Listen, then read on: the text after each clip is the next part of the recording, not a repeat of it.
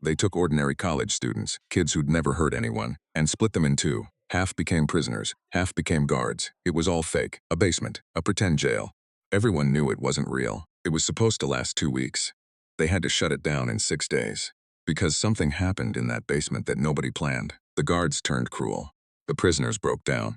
And the man running it watched a normal human being scream to be released and didn't stop it. That's the story you've been told. It's in every psychology textbook. It's terrifying. And almost 50 years later, we found out a huge part of it may never have happened the way they said. This is the experiment that claimed.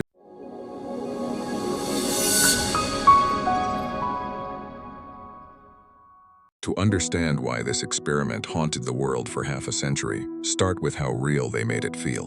One morning in the summer of 1971, actual police cars pulled up to homes around Palo Alto, California. Real officers knocked on doors and arrested young men in front of their families and neighbors, fingerprinted them, blindfolded them, booked them. The men hadn't done anything. They just answered a newspaper ad for a psychology study, $15 a day. They thought they were signing up for a boring 2 weeks. Instead, they were dragged into something that would follow them for the rest of their lives. There was no real crime, no real prison. The jail was the basement of a university building, dressed up with cell doors and bars. And yet, within days, this fake place would produce real breakdowns, real cruelty, and real psychological damage in people who all knew, on some level, that none of it was true. That's the puzzle that made this experiment legendary. How does a place everyone knows is fake destroy real human beings in under a week? For 47 years, the world had one answer. It was the answer that made this the most famous psychology experiment ever run. And then, in 2018, a journalist and a French researcher went digging into the original tapes and files. And what they found didn't just question the answer. The man behind it was a Stanford psychologist named Zimbardo. His question was huge and unsettling. When a good person does something evil, a cruel guard, a brutal soldier, is it because they were a bad person all along?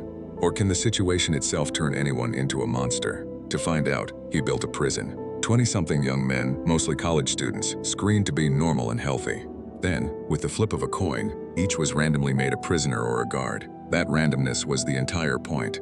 There was no difference between the two groups except the role they were handed. Whatever happened next couldn't be blamed on personality, only on the situation. The prisoners were stripped, given smocks with numbers, a chain on one ankle, a stocking cap to blur their identity. From that moment, they weren't names anymore. They were numbers. The guards got the opposite: khaki uniforms, wooden batons borrowed from the local police, and mirrored sunglasses, so no prisoner could ever see their eyes. They worked in shifts, and they were given one instruction that would echo for decades: maintain control. The prisoners must feel powerless. Hold on to that detail, what exactly the guards were told. The official story says they were given almost no direction and turned cruel all on their own. That single claim is the one that would later blow the whole thing apart.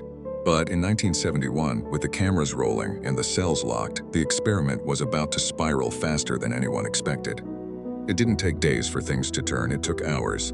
By the first night, the guards were waking prisoners up at 2 a.m. for pointless head counts, just to assert control, push-ups as punishment, petty humiliations. And on the second day, the prisoners rebelled. They barricaded themselves in their cells, tore off their numbers, mocked the guards. The guards' response was swift and harsh. They broke the rebellion, stripped the ringleaders, took away beds, and started playing the prisoners against each other. A privileged cell for the obedient, punishment for the rest. Classic divide and control. The rebellion didn't unite the prisoners. It shattered them. From there, the official account describes a descent.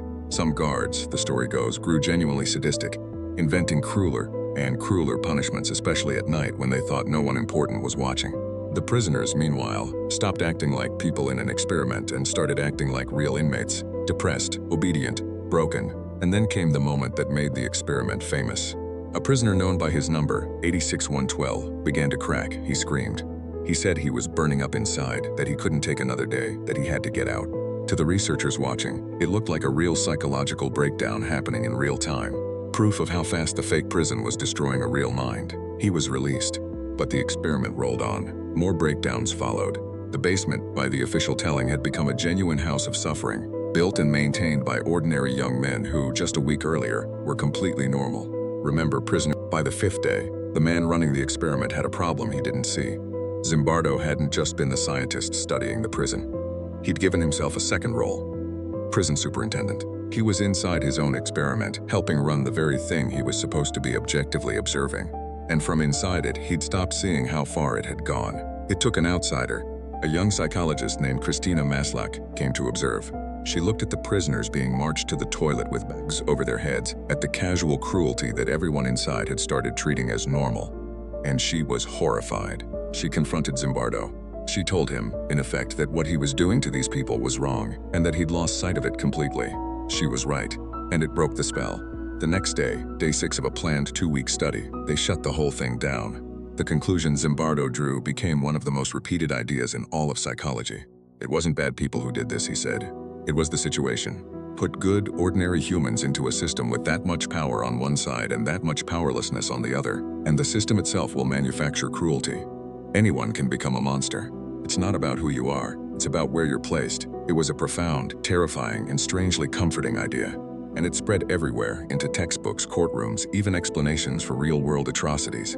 For decades, it was simply accepted as one of the things psychology had proven about human nature. There was just one problem. A lot of it may not have been. In 2018, a journalist and a French researcher who'd spent years in the original archives revealed what the famous story had quietly left out. And it pulled the floor out from under one of psychology's biggest legends. Start with the central claim that the guards turned cruel all on their own, with almost no instruction. The archives told a different story. There are recordings of the research team coaching the guards beforehand, pushing them to be tough, to be active, to create a harsh and hostile atmosphere, telling them in effect that a good guard is a tough guard. The guards weren't a blank slate that spontaneously curdled into cruelty. In key ways, they were directed toward it. The brutality that supposedly proved the situation makes monsters? Part of it was, by some accounts, closer to following instructions. Then there's Prisoner 86112, the famous breakdown that launched the whole legend. Years later, the man behind that number said his screaming meltdown wasn't a genuine psychological collapse at all. By his own account, he was acting. He'd realized he couldn't easily leave. He wanted out so he could study for an exam, and he performed a breakdown to get released.